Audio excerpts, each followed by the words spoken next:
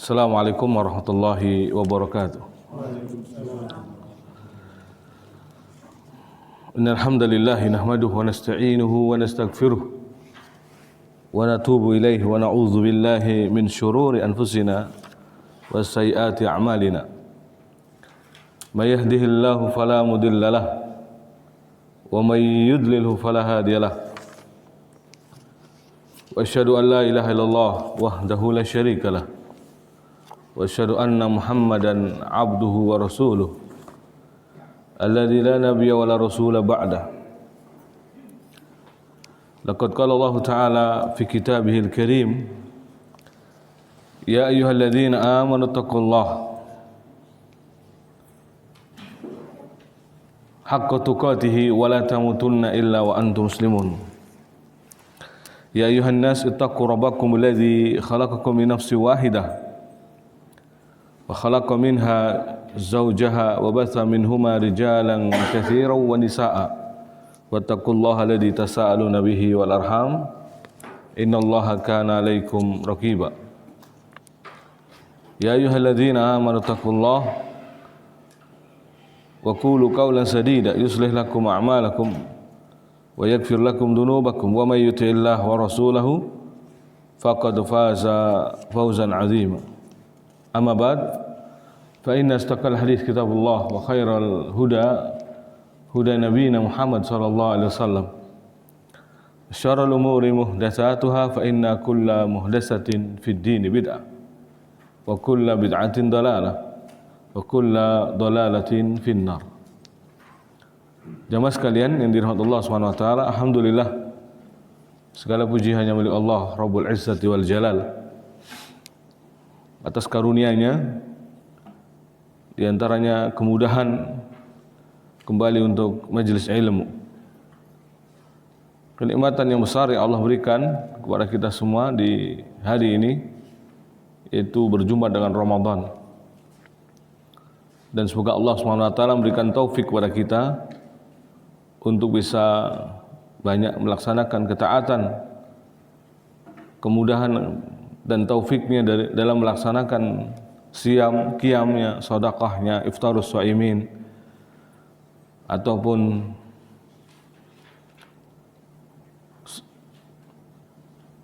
salat-salat sunnah ya, yang ada di dalamnya ya, atau ibadah-ibadah lainnya yang diperintahkan oleh baginda sallallahu alaihi wasallam.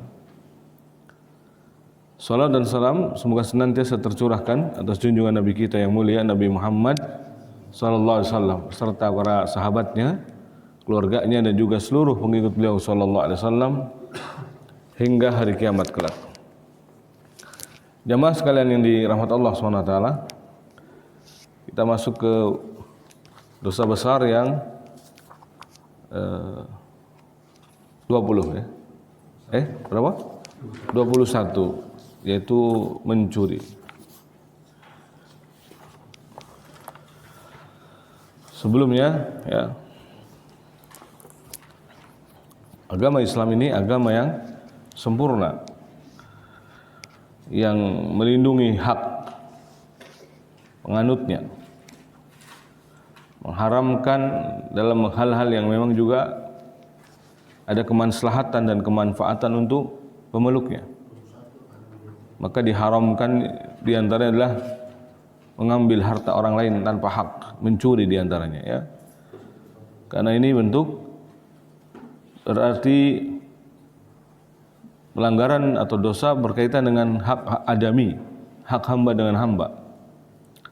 Dan hak adami ini ya, yang kalau dalam syarat taubat harus ada keempatnya, yaitu minta halal dengan mengembalikannya ya.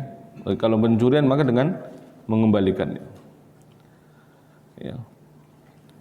Maka ya, kita tahu dalam hadis-hadis Nabi sallallahu alaihi wasallam Islam menjaga ini. Jadi hak darah, jiwa, kehormatan, hifdzun nafs, hifdzun nasl, bahkan menjaga keturunan ya, hifdzul mal, menjaga harta ya.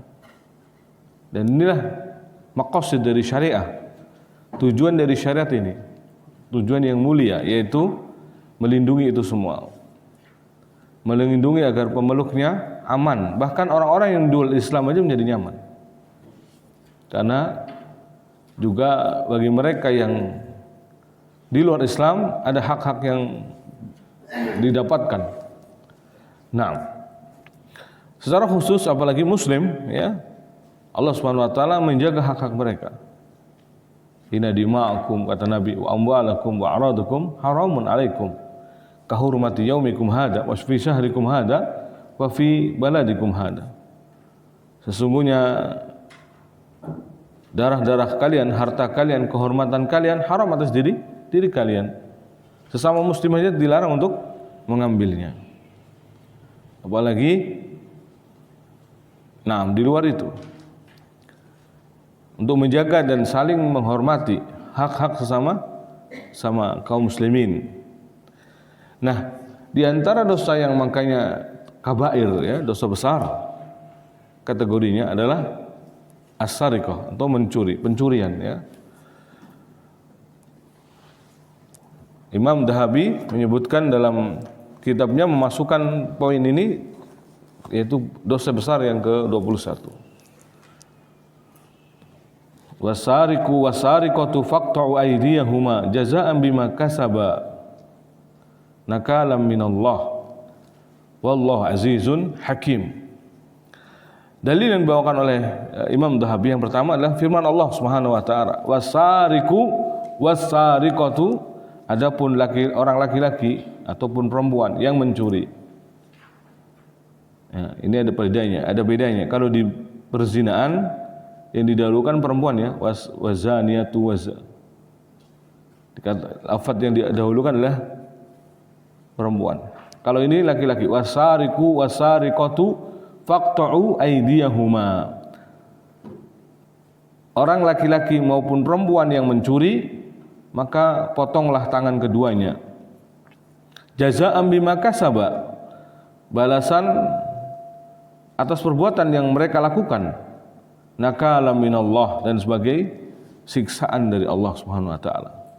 Hukuman dari Allah, sebagai azab dari Allah Subhanahu wa taala. Nakal, ya. Nakal itu bahasa Arab. Bukan artinya nakal, tapi artinya apa? Azab. Nakalam minallah. Nakalam minallah wallahu azizun hakim. Ya. Dan Allah Subhanahu wa taala Maha Perkasa lagi Maha Bijaksana.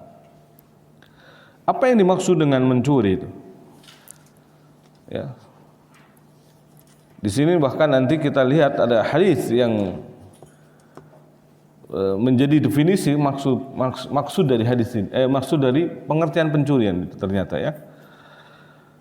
Para ulama kita menerangkan, di antara di sini contohnya Syekh As-Sa'di, ya.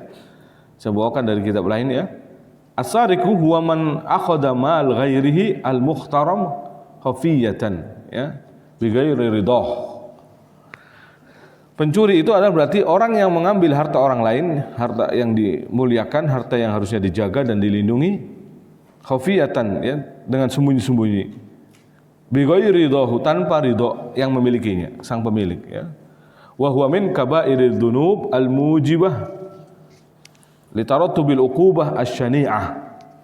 Dan ini dosa besar yang konsekuensinya adalah hukuman yang keras, hukuman yang buruk, yaitu qat'ul yaddil yumna, dipotong tangan kanannya.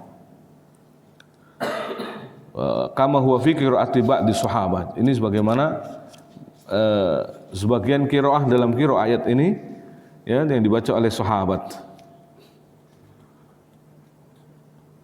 Wa haddul yad indal itlaq minal qu'. Dan batasannya, ya, yang dipotong itu adalah secara mutlak dari pergelangannya. Wa idza sariqa quti'at yaduhu minal qu'. Ya, maka apabila dia mencuri akan dipotong tangannya dari pergelangan tangannya. Nah, wa husimat fi zait, ya. Kemudian setelah itu langsung dicelupkan ke minyak agar berhenti darahnya, ya, fayakifu dam. Nah, ini ada yang menyebutkan pengertian seperti ini. Ya. Kalau kita lihat juga pengertian yang dikatakan Syekh Utsaimin, ya, dalam Syarah Riyadhus Shalihin, babu tahrimu zulmi wal amri wa amri biradil mazalimi, wa amri biraddil mazalimi, ya, birad al mazalim. Syekh Utsaimin berkata bahwa kisah tentang wanita dari marga Makhzumiyah nanti ada hadisnya, ya. Nanti ada hadis yang berkaitan dengan wanita Makhzumiyah yang mencuri. Ya, di sini beliau tidak menyebutkan definisi, tetapi menyebutkan tentang kisah yang dari kalangan terhormat, wanita terhormat tapi mencuri. Dan mencurinya di sini kalau kita lihat yang diterangkan oleh Syekh Utsaimin adalah bukan mencuri dalam arti benar-benar mencuri, tapi orang ini pinjam barang. Orang pun meminjaminya, tapi ketika giliran mau diambil kata dia nggak ada, saya nggak pernah pinjam. Ini dikategorikan pencurian. Ini masuk berarti ke definisi pencurian yang kedua, ya.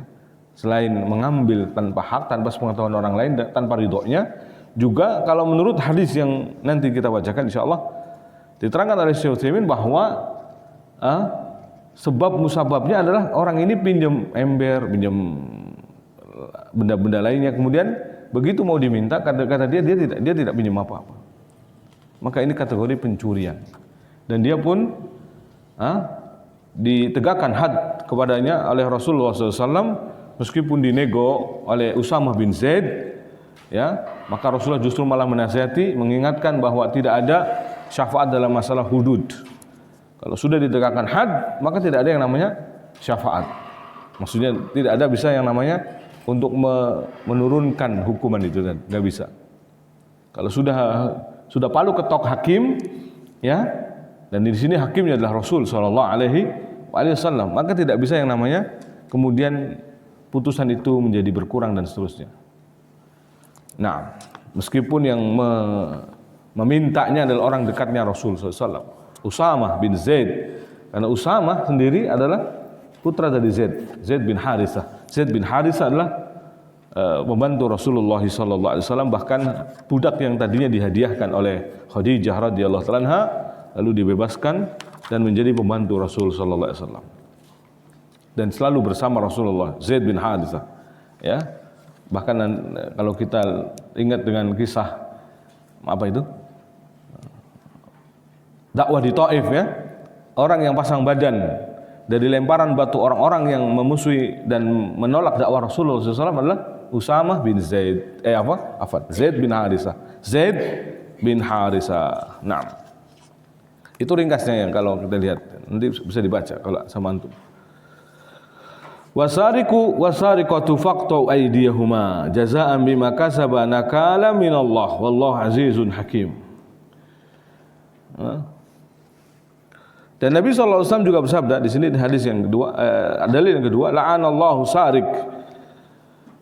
Balasannya bukan hanya ditegakkan had saja, tetapi juga dilaknat sama Allah.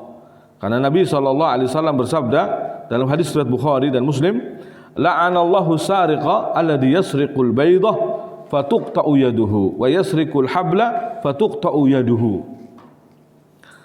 Allah melaknat pencuri yang mencuri sebutir telur dan tangannya dipotong, kemudian dia mencuri seutas tali dan tangannya kemudian dipotong. Di sini yang dijelaskan oleh para ulama kita, di antara Syekh Utsaimin tentang telur tadi, ya, adalah beberapa pengertian. Di sini, ya, antum kalau ngelihatnya belum baca kebingungan, ya. Jadi tentang telur ini sudah agak belakang, yaitu di halaman 188 atau sebelumnya, ya, sebelum 100. Yani Rasulullah SAW melaknat pencuri, halaman 187 paling bawah itu. Selanjutnya Rasulullah melaknat pencuri walaupun ia hanya sebutir telur, kata Syekh Utsaimin. Ya, di sini, dan seorang yang mencuri tali sehingga tangannya harus dipotong. Nah, ini baru dikatakan definisinya. Beliau seorang pencuri adalah orang yang mengambil harta orang lain dengan sembunyi-sembunyi dari tempat penyimpanannya. Contohnya, seorang yang datang pada waktu malam hari atau pada saat orang-orang sedang lengah tertidur, ya, kemudian dia membuka pintu dan mengambil hartanya. Apabila pencuri ini mengambil hartanya seukuran nisab, dan nisabnya itu rubu dinar, 1/4 dinar, ya. Karena kalau sudah masuk nisab maka berarti berhak untuk dipotong tangan. Ya. Dan nisab ini batasan yang mewajibkan seorang akhirnya menjadikan dipotong tangannya ketika mengambil sesuatu. Yaitu senilai berapa? 1/4 dinar atau apa yang nilainya sama dalam bentuk dirham atau barang. Maka tangan kanannya harus dipotong dari pergelangannya sesuai dengan firman Allah Subhanahu wa taala, wasariqu wasariqatu faqta'u aydiyahuma ila akhirih, ya. Lalu beliau melanjutkan keterangannya, tidak ada perbedaan di sini antara pencuri dari kalangan terhormat atau orang rendahan. Ya. Tidak ada bedanya. Bahkan law anna Fatimah binta Muhammad saraqat laqatat ayyadaha, kata Nabi SAW. Jadi sebagai contoh saja, bukan berarti melakukan, ya. Artinya kalangan terhormat, siapa yang paling terhormat di antara wanita? Adakah kehormatannya melebihi kehormatannya, kemuliaannya Fatimah radhiyallahu ta'ala anha? Tidak ada, ya. Beliau adalah wanita penduduk surga, pemimpin wanita penduduk surga. Maka di sini dikatakan tidak ada perbedaan antara pencuri dari kalangan orang-orang terhormat ataupun orang rendahan, baik perempuan ataupun laki-laki. Ya, karena hadis ini berbunyi bahkan mencuri telur. Sedangkan harga sebutir telur tidak mencapai nisab pencurian, tidak sampai 1/4 dinar. Ya. Lalu kenapa beliau SAW mengatakan seorang yang mencuri sebutir telur kemudian tangannya dipotong, dan yang mencuri seutas tali tangannya dipotong? Nah, ini Syekh Utsaimin menerangkan baru nih. Sebagian ulama berpendapat bahwa yang dimaksud dengan telur di sini adalah pelindung kepala yang dipakai pada saat peperangan. Pelindung kepala yang dipakai di saat peperangan untuk melindungi kepala dari hujaman anak panah. Harganya sangat mahal, mencapai 1/4 dinar. Kalau ini masuk, ya, berarti, ya. Nah, atau bahkan lebih. Selain itu juga tali yang dimaksud adalah tali perahu.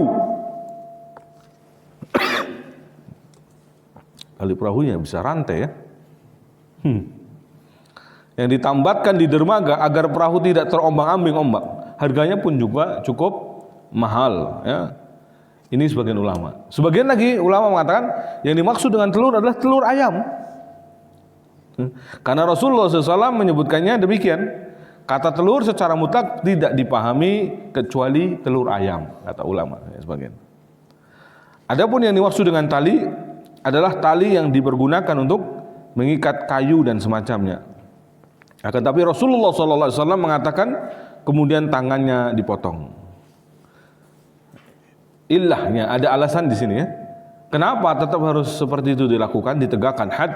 Karena apabila ia terbiasa mencuri benda-benda kecil yang tidak seberapa, maka ia juga akan terdorong untuk mencuri sesuatu yang nilainya lebih besar, ya, dan lebih mahal. Oleh karena itu tangannya tetap harus dipotong.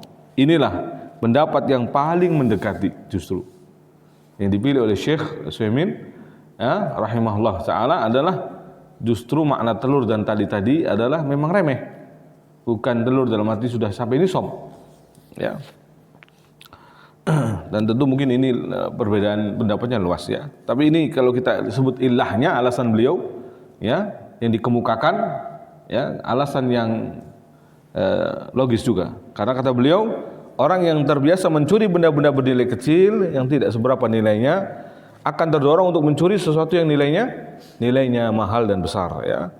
Dan ini pendapat yang lebih mendekati kebenaran, bahwa seorang pencuri yang terbiasa mencuri sebuah barang yang bernilai kecil tidak seberapa, maka dia akan terdorong untuk mencuri sebuah barang yang bernilai lebih mahal, lebih berharga, ya, maka demikianlah tangannya tetap harus dipotong.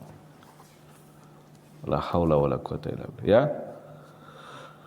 Tapi ini dalam Islam aslinya ya, kalau ditegakkan mungkin banyak sekali kita lihat di jalan-jalan tangan yang dari pergelangan itu nggak ada, mesti gini ya. Jadi dipotong terus segini doang, Pak. Jadi dia bisa pakai tangan palsu selanjutnya. Atau kalau enggak ya memang kelihatan. Ya. Potong lagi sampai sini. Ya.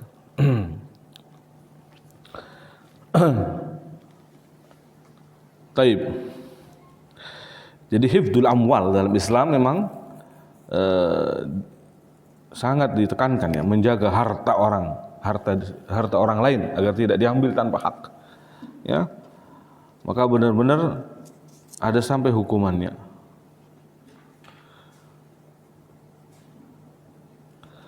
Kalau dia mengulangi, maka bersilang, dipotongnya bersilang, yang dipotong kaki kirinya.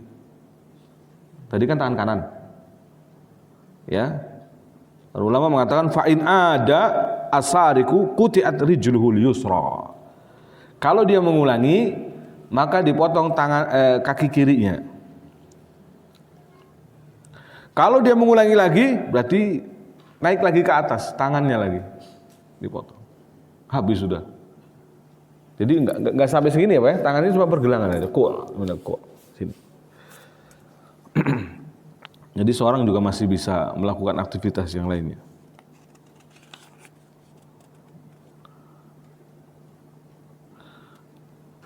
Ini kila ya, tuqta'u yaduhul yusra. Jadi ketika mengulangi sampai 3 kali berarti ada yang mengatakan dipotong tangan yang kirinya. Summa rijluhul yumna. Kalau mengulangi lagi sampai keempat berarti kaki kanannya.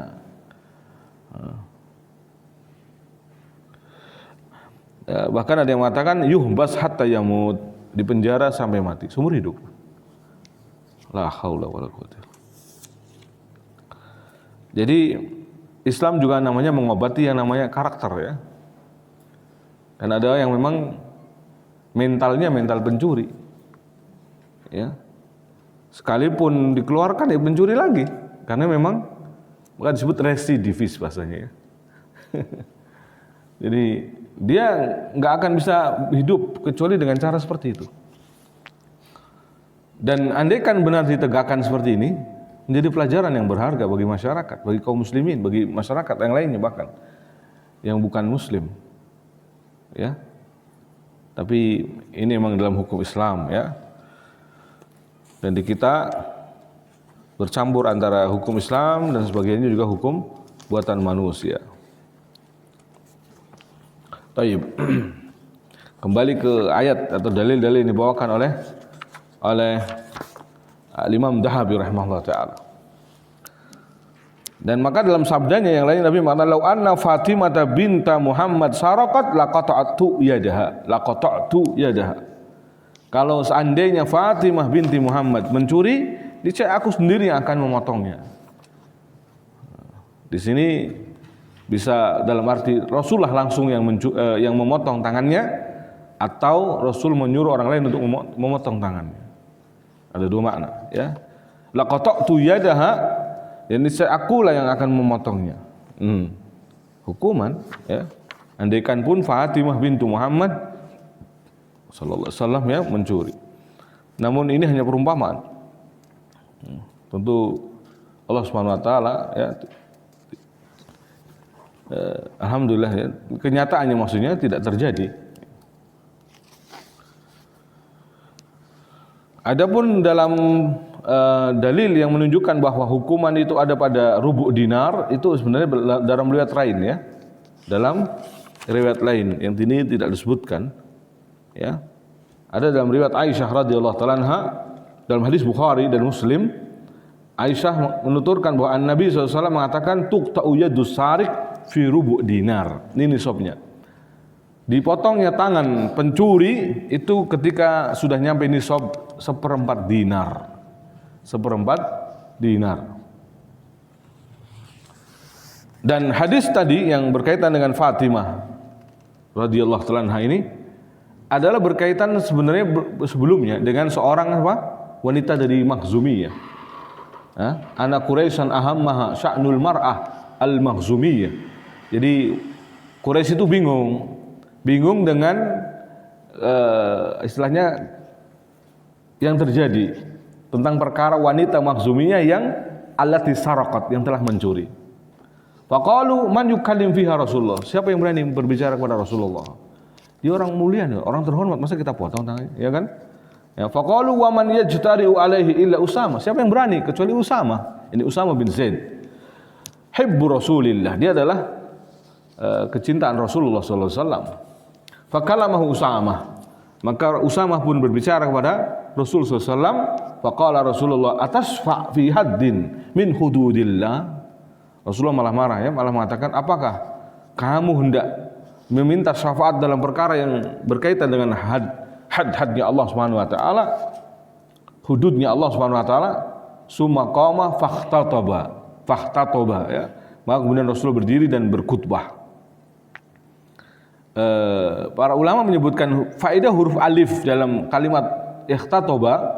Kalau khotbah aja sudah berkhutbah, ditambah alif itu berarti pasti benar-benar bahwa Rasulullah berkhutbah, ya, memberikan faedah apa? Kepastian, ya, bahwa benar-benar Rasulullah berkhutbah. Faqala ayyuhan nas innama ahlakal ladina qablakum annahum kanu idza saraqa fihim syarif taraku. Kata Rasulullah dalam khutbahnya, wahai manusia, sesungguhnya yang telah membinasakan sebelum kalian adalah ketika salah seorang di antara mereka yang mencuri orang-orang mulianya atau orang mulianya, maka mereka meninggalkannya, tidak dihukum. Ya, ini menyebabkan binasa. Ya, binasanya umat-umat terdahulu dihukum sama Allah, diturunkannya bala, diturunkannya azab adalah karena tebang pilih. Ya, apa kalau bahasa kita, Pak?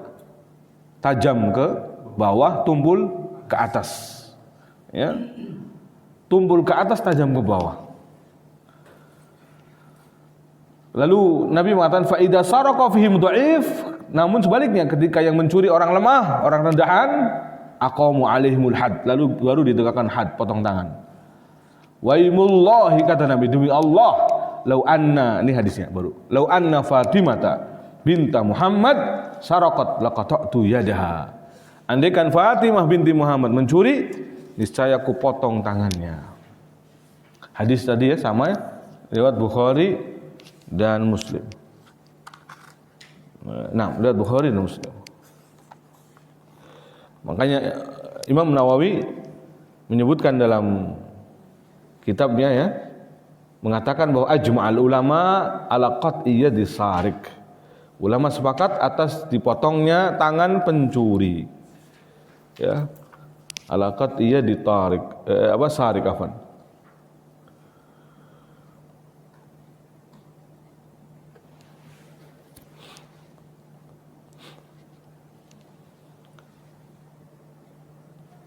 Dan orang yang mencuri dinafikan keimanan darinya, ya, ya kan?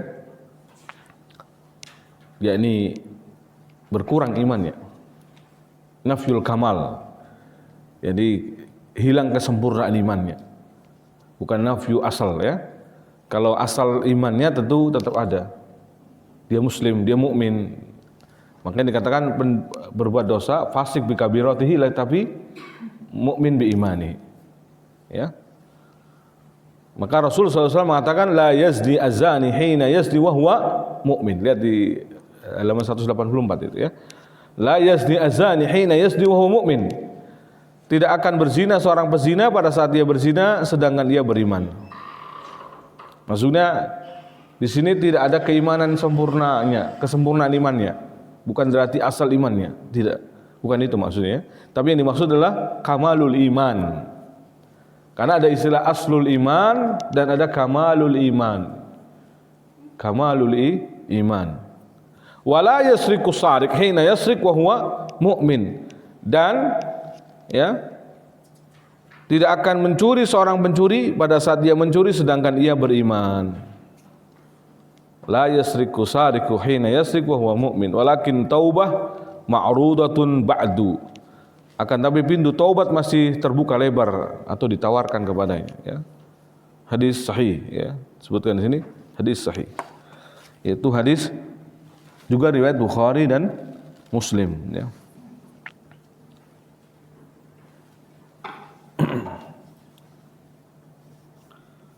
Bahkan juga dalam riwayat Ibnu Abbas, ya.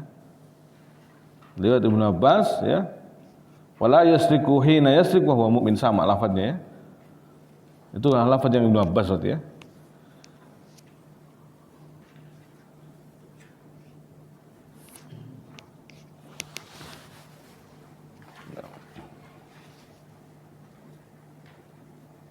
Maka terdapat ijma' dari para ulama tentang bahwa pencurian ini termasuk dosa besar. Seperti yang dikatakan oleh Abdul Walid Ibnu Rusyd, ya, rahimahullah, dalam kitabnya Al-Bayan wa Tahsil, jilid 10 halaman 81. Ini dinukilkan oleh penulis Al-Jami' li Kaba'ir Dzunub, ya.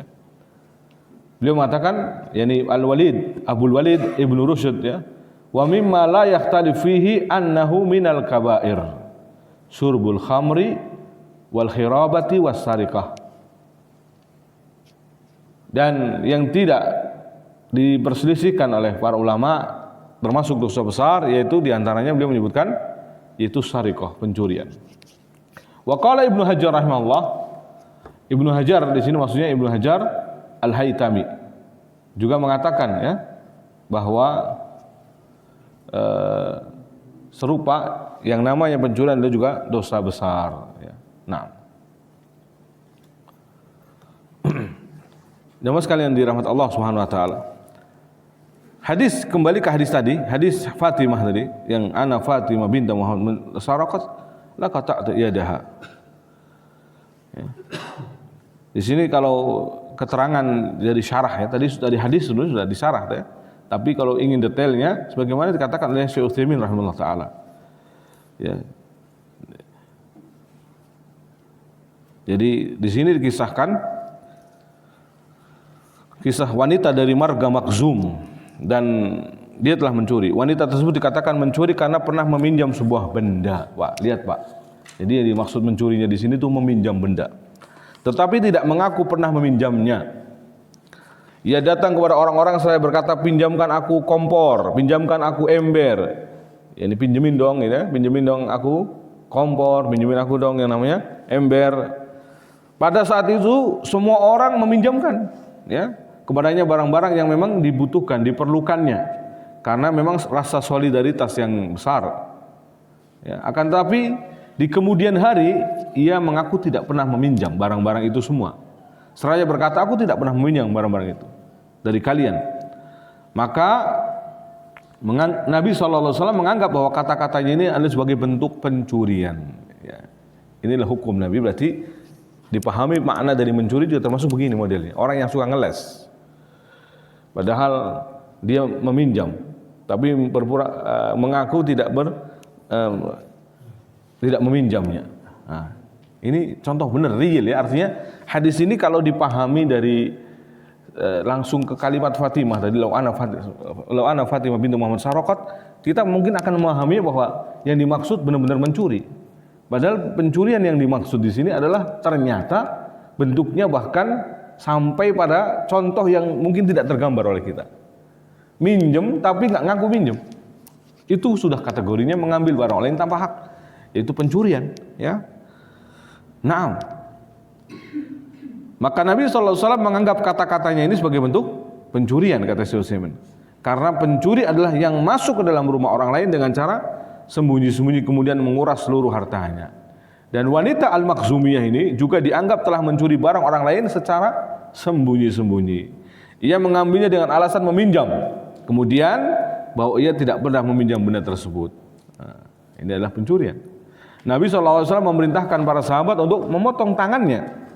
Walaupun ia seorang wanita dari marga Makhzum, sebuah marga yang paling dihormati di Quraisy, Al-Makhzumiyah, ya. Mereka pun bingung dan gelisah, bagaimana mungkin tangan wanita yang dari marga Makhzum dipotong? Ini kalangan elit, ya. Kalangan wanita-wanita terpandang. Bagaimana mungkin, ya? Akhirnya mereka pun mencari-cari seorang untuk meminta keringanan. Datanglah mereka ke Usama bin Zaid. Karena tidak ada yang berani kecuali ya Usama bin Zaid. Mereka tidak berani menyebut Abu Bakar, Utsman atau yang lainnya ya, yang berkedudukan tinggi, lebih tinggi dari Usama bin Zaid. Atau kemungkinan juga mereka telah mencobanya tetapi tidak berhasil, kata Syekh ya. Atau mereka mengetahui bahwa Abu Bakar dan Umar dan lainnya tidak mungkin memberikan keringanan hukuman di dalam hukum Allah Subhanahu wa taala. Yang jelas ya, mereka meminta pertolongan Usama bin Zaid karena Usama adalah anaknya Zaid bin Harisah. Dan Zaid bin Harisah adalah dahulunya budak yang pemberian Khadijah untuk Nabi sallallahu alaihi wasallam kemudian dibebaskan. Artinya berarti sudah enggak budak ya bersama Nabi. Sudah ketika Muslim ya, ketika masuk Islam ya, jelas beliau hanya pembantu Rasulullah sallallahu alaihi wasallam. Beliau sangat mencintainya. Demikian pula ya, Nabi SAW sangat mencintai Zaid bin Harisah. Sebagaimana juga Nabi juga sangat mencintai anaknya Zaid bin Harisah itu Usama bin Zaid. Meskipun dalam hadis yang lain kalau kita lihat pun Usama bin Zaid ini pernah dimarahi Rasulullah dengan kemarahan yang andaikan aku belum masuk Islam, kata Usama.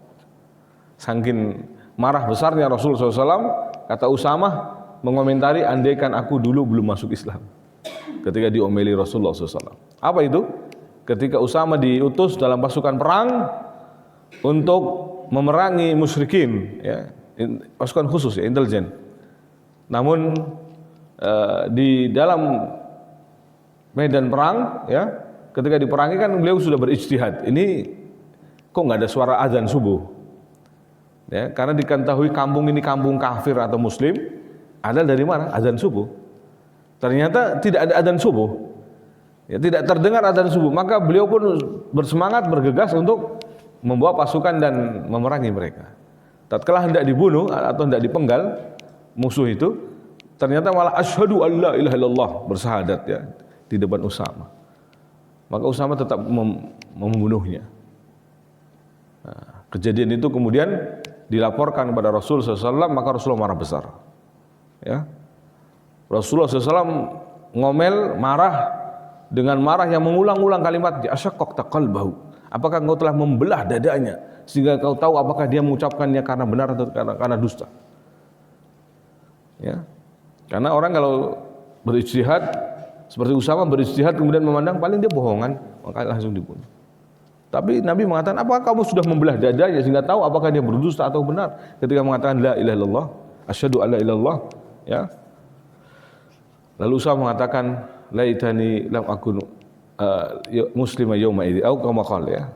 Andaikan aku dulu belum masuk Islam, enggak akan diomelin separah ini. Ya. Karena Nabi SAW tidak diam, ngomong terus, ngomel, memarahi Usama dengan sebab ini. Ya, ini kalau kita ambil dalil ini juga sebagai dalil apa?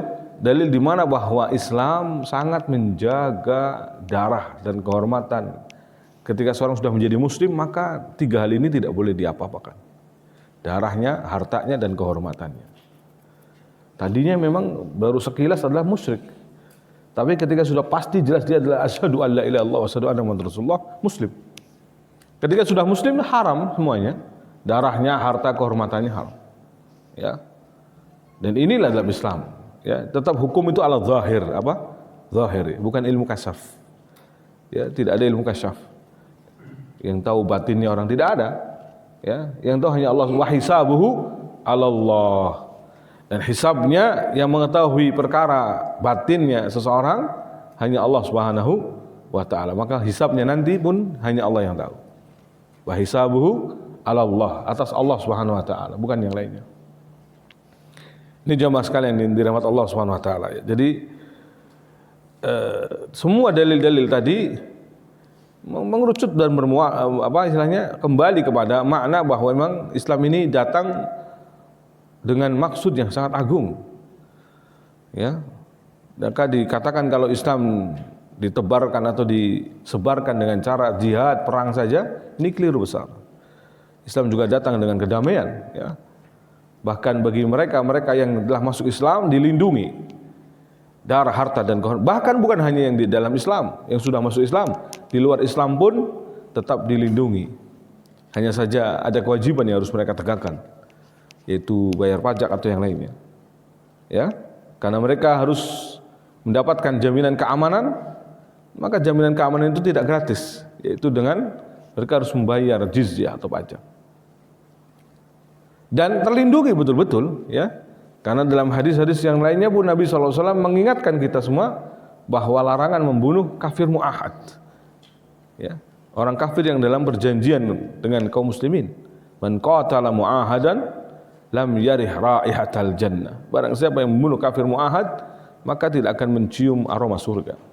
Fa inna rihaha la yujadu masirat arba'ina aman. Padahal aroma surga bisa dicium 40 tahun perjalanan lamanya. Jadi indahnya Islam, Pak, ya. Sampai dalam bab pencurian ini dan sebagainya bukan berarti makin ngeri, enggak. Inilah justru indahnya Islam, menjaga hak antum yang memang tidak layak untuk diambil tanpa hak. Ya, karena pencurian bagaimana bentuknya sekecil apapun adalah sebuah kesalahan, ya. Dosa besar yang tidak diampuni kecuali dengan had. Kalau memang tidak ditekan had dalam sebuah negara yang lain, maka semoga taubatnya diterima oleh Allah Subhanahu wa taala. Dan tidak bisa diterima taubatnya kecuali dengan mengembalikan barang yang dicurinya itu. Ya. Karena ini berkaitan dengan hak adami. Saya katakan tadi, kalau sudah kaitan dengan hak adami tidak cukup syarat taubat 3 saja, tapi harus ada syarat yang keempat, yaitu harus dikembalikan atau meminta halal. Ya. Nah, kalau orang yang kita ambil barangnya sudah nggak ada dan seterusnya, maka mungkin kita harus bersedekah senilai harta yang diambil itu atas nama orang yang memilikinya. Ya. Itu kalau memang didapati tidak mungkin, ya. Atau menjadi aib kalau antum jujur kepada keluarganya. Saya pernah ngambil ini misalkan. Nah, dalil yang lainnya yang dibawakan oleh Imam Az-Zahabi, dan ini yang terakhir, ya, dari Mansur bin dari Mansur dari Hilal bin Yasaf dari Salamah bin Qais, ia berkata, sabda Rasulullah SAW, ala innama hunna arba'. Ya, ingatlah sesungguhnya larangan itu ada 4 perkara. Ala innama hunna arba'. Alla tusyriku billahi syai'a. Yang pertama, ya, ranking pertama pasti syirik, ya. Yaitu janganlah engkau menyekutukan Allah dengan sesuatu apapun. Wala taqtulun nafsa allati harramallah, dan jangan membunuh jiwa yang telah Allah haramkan illa bil haqq, kecuali dengan cara yang dibenarkan. Yang dibenarkan apa? Nah, itu tadi hukuman Allah yang harus ditegakkan. Maka al-gojo membunuhnya adalah hak. Karena juga memang waliul amr, pemimpin atau penguasa yang memutuskan, hakim yang memutuskan. Ya. Kalau tanpa itu tidak boleh. Main sembarangan bunuh orang tidak boleh. Seperti yang kejadian-kejadian di Jogja hari-hari ini. Jogja, ya, sampai orang mau mudik takut katanya. Gak usah mulih, kayak lagi rame kelitih katanya. Apa kelitih itu? Kelitih? Apa itu? Sama kan? Sedaerah itu. Ya kayak begal gitu, main bunuh aja, ya, main sikat orang. Ini apa, kebiasaan apa ini? Mereka belajar din atau tidak? Ya, apa perlu istilahnya dikumpulkan anak-anak muda diajari agama sekian bulan lamanya, baru dilepas lagi. Kumpulin aja semua yang punya anak muda itu. Ya rasa lah.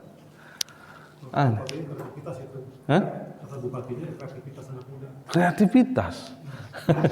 Musibah besar. Ya.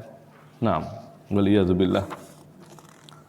Padahal dalam Islam sangat dijauhi hal-hal seperti ini. Membunuh tanpa hak tidak boleh, ya. Dan yang punya hak, ya, ketika dibenarkan syariat, ya, bahkan dibenarkan syariat pun harus yang memang berhak untuk membunuh, bukan semua orang. Misalkan jihad, contoh, ya, jihad tidak sembarang jihad, juga harus dengan imam. Demikian pula membunuh dengan had, rajam misalkan. Tidak kemudian sebagai kepala keluarga merajam anaknya, tidak benar juga. Ya. Jadi semua diatur juga dalam Islam. Jadi disebut hak itu ya benar-benar hak. Yang berhak adalah waliul amr, penguasa. Ketika hakim sudah memutuskan bahwa dia memang berzina dan muhson, sudah menikah, harus dibunuh, dirajam, maka yang merajamnya pun adalah yang berwajib, pihak pemerintah, ya. Nah, demikian pula potong tangan sama, ya. Seperti ini. Jadi bukan semua orang boleh mengamalkan hadis-hadis seperti ini sembarangan, ya, tidak. Tetapi kembali ini adalah berkaitan dengan kekuasaan, yaitu pemerintahan. Wala taznu wala tasriku.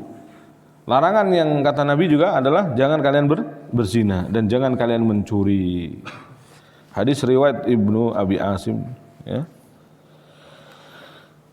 Penulis katakan bahwa taubat seorang pencuri tidak akan bermanfaat kecuali dengan mengembalikan benda yang telah ia curi kepada pemiliknya. Jika ia tidak mampu untuk membayar atau menggantinya, karena ia tidak memiliki uang, maka ia harus minta keriduan dari pemiliknya. Ini taubatnya.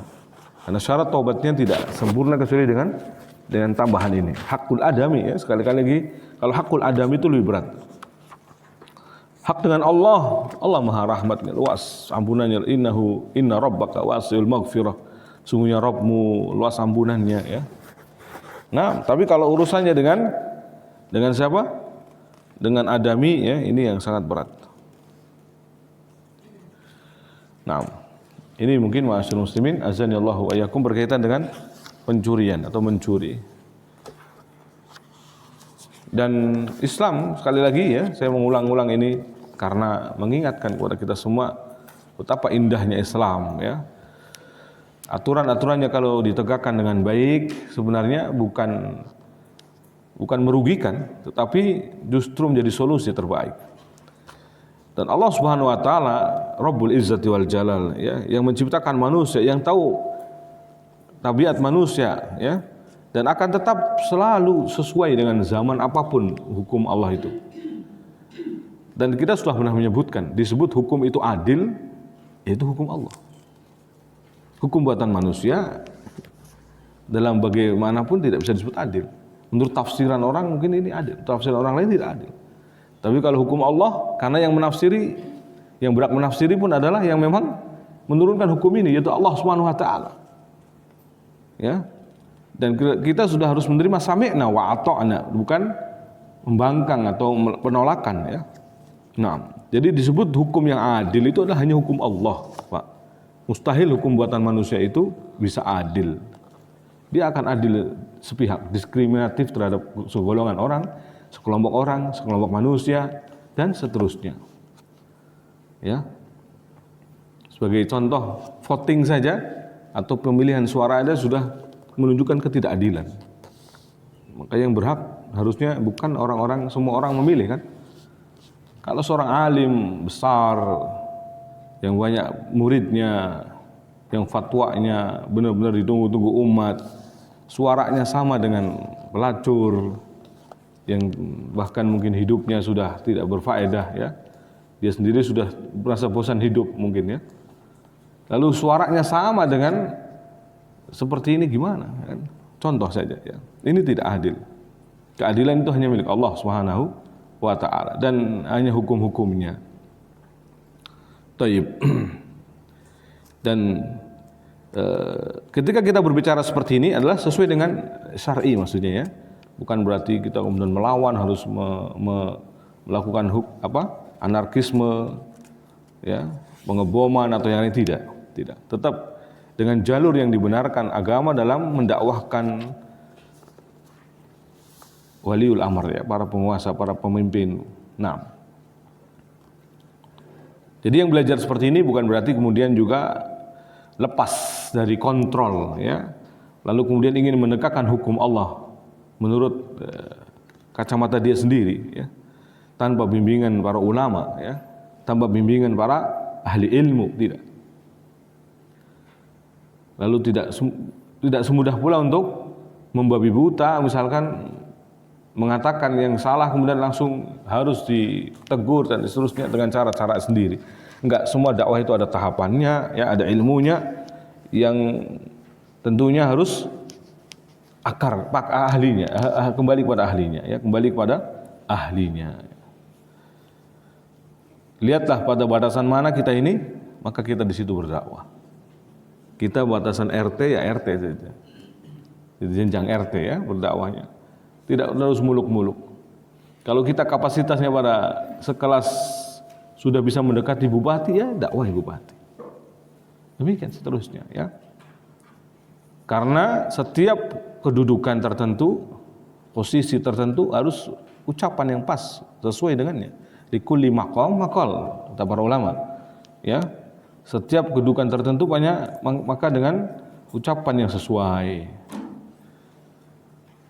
Nabi Musa saja mendakwai Fir'aun harus dengan lemah lembut. Ya. Idhaba ila Fir'aun innahu tagha. Faqulla lahu qawlan layyina la'allahu yatadzakkar aw yakhsha. Pergilah kamu pada Fir'aun karena sungguhnya dia telah melampaui batas, kata Allah. Yang melampaui batasnya bukan tanggung-tanggung, ngaku Tuhan, ya. Bukan sekedar mengamalkan hukum buatan sendiri, enggak. Ini ngaku Tuhan. Ya. Faqulla lahu qawlan layyina, maka katakan kepadanya ucapan yang lemah lembut. La'allahu yatadzakkar aw yakhsha. Karena agar dia kembali atau takut pada Allah Subhanahu wa ta'ala. Itulah dakwah, ya. Jadi ilmu yang kita pahami tentu kan masih parsial, tidak totalitas. Masih ini baru bab ini, sebagian bab ini sebagian. Maka pengamalannya dalam arti untuk mendakwahkan dan seterusnya harus dibarengi dengan ilmu-ilmu yang lain. Tidak cukup dengan mengetahui masalah kabair saja, ya. Masalah kabair saja, ya. Contoh saja, dalam amar ma'ruf nahi mungkar dibutuhkan dalam al-amru bil ma'ruf wa nahyu anil mungkar 3 ilmu atau 3 komponen, ya, bukan 3 komponen. Yang pertama apa? Ilmu itu sendiri. Dia harus tahu bahwa ini mungkar. Bagaimana mau mengingkari sebuah kemungkaran padahal dia tidak tahunya kemungkaran. Jangan-jangan bukan kemungkaran diingkari. Ya. Dia juga harus tahu bahwa apakah ketika mengingkarinya menimbulkan kemungkaran yang lebih mungkar atau memberikan solusi. Ya, harus tahu.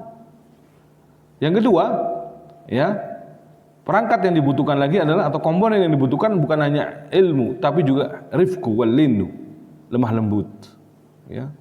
Dengan penuh adab, kesopanan, ya. Dengan penuh etika berarti di sini. Dan yang ketiga, sabru, sabar. Karena dalam semua lini, ya, apapun yang kita dakwahkan, ya, pasti mengalami penolakan dan lain-lainnya. Maka butuh kesabaran atau butuh tahapan sabar juga, ya. Tahapan dalam arti ini belum waktunya, ini sudah waktunya. Jadi semua harus dikontrol dengan kesabaran. Jadi al-amru bil ma'ruf tidak sembarangan.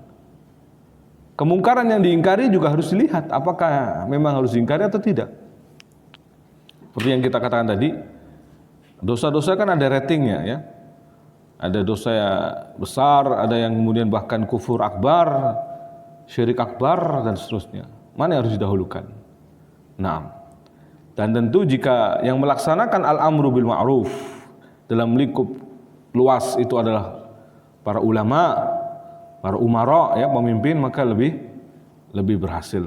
Tingkat kesuksesannya lebih meyakinkan daripada yang tangan-tangan sendiri atau golongan atau kelompok, ya. Dan kita sudah melihat eksis seakan-akan lama tapi diberangus hanya dalam waktu hitungan hari. Ini contoh menunjukkan bahwa al-amru bil ma'ruf wa nahyu anil munkar pun butuh ilmu, ya. Dan bukan hanya ilmu, mungkin perangkat-perangkat yang lainnya. Wallahu a'lam bishawab. Mungkin ini ma'asyiral muslimin tambahan, ya, terkait dengan bab as-sariqah, ya, pencurian atau mencuri, dosa besar yang mungkin dianggap sepele hari ini karena kadang menjadi hal yang lumrah, ya. Orang mengambil tanpa pengetahuan orang lain, padahal jelas itu mencuri. Ya, nauzubillah, ya. Semoga Allah Subhanahu wa taala menjauhkan kita, anak keturunan kita dari perbuatan ini. Nah. Ada yang tanyakan?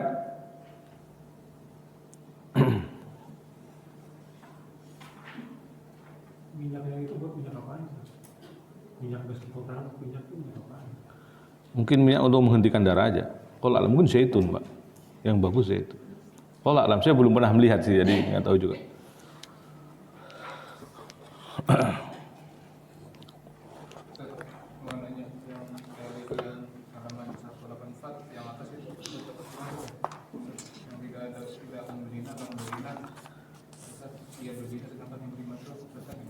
Ya ini maksudnya tidak dalam keimanan yang sempurna. Ya, bukan berarti totalitas hilang imannya, tidak. Dan ini yang dipahami yang benar ya. Ahlussunnah wal Jamaah memahami, ya ini maksudnya dia tidak dalam keimanan yang sempurna, berkurang imannya. Karena dosa besar itu tidak sampai menjadikan aslul iman hilang. Aslul iman itu maksudnya pokok iman. Kalau di pohon itu akarnya. Tidak sampai tumbang sebuah keimanannya tadi, pohon keimanannya ya. Jadi gambarannya seperti mungkin potong rantingnya, kepotong dahannya atau mungkin batangnya, ya, tapi tidak tumbuhannya besarnya itu nggak roboh. Jadi dan porsi besar yang jelas, tapi bukan berarti totalitas. Ya, kalau dikatakan kamalul iman berarti porsi besar, tetapi bukan berarti menjadikan kafir. Nah,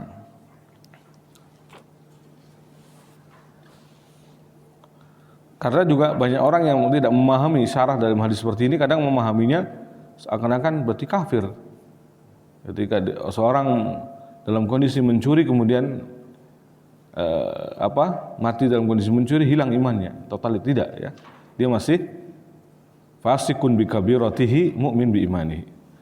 Dikatakan sebagai fasik dengan kabirah dosa besarnya, tetapi masih mukmin dengan keimanannya. Ya. Nah, ini seperti dosa-dosa yang lainnya, seperti dosa-dosa besar yang lainnya.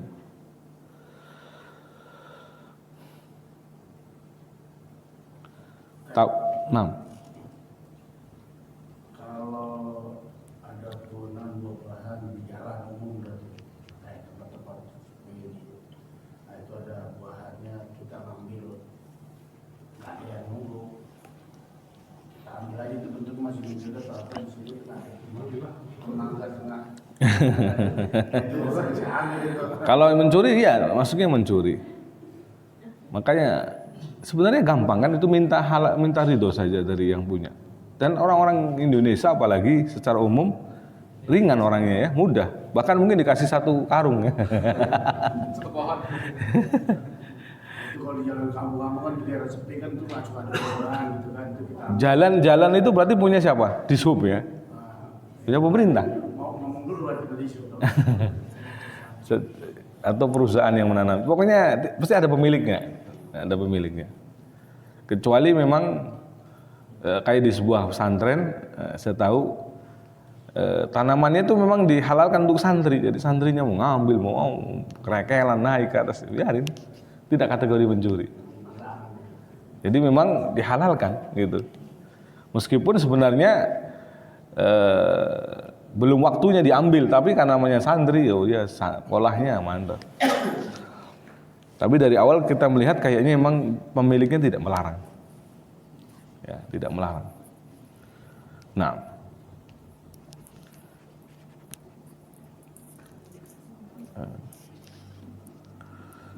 baik, saya kira cukup. Nah, Ramadan ya. Tapi nggak lemes antum kan? Belum.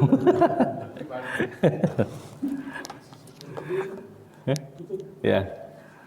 Jamaah sekalian dirahmati Allah Subhanahu wa taala, kita cukupkan kajian pagi hari ini. Semoga Allah Subhanahu wa taala memberikan taufik kepada kita semua untuk menjauhi dosa-dosa besar, karena bagaimanapun dosa besar itu wajib dijauhi agar dosa-dosa kecil diampuni oleh Allah Subhanahu wa taala.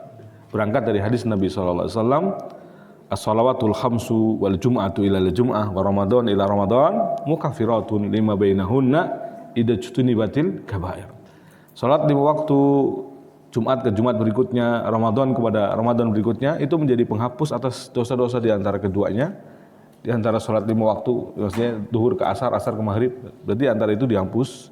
Demikian pula Jumat ke Jumat berikutnya, Ramadan ke Ramadan berikutnya, menjadi penghapus antara keduanya. Kapan? Apabila dijauhi dosa-dosa besar. Wabillahi taufik wa sallallahu ala nabiyina Muhammad wa alihi wa sahbihi ajma'in. Subhanakallahumma wa bihamdik asyhadu an la ilaha illa anta astaghfiruka wa atubu ilaik. Wassalamualaikum warahmatullahi wabarakatuh.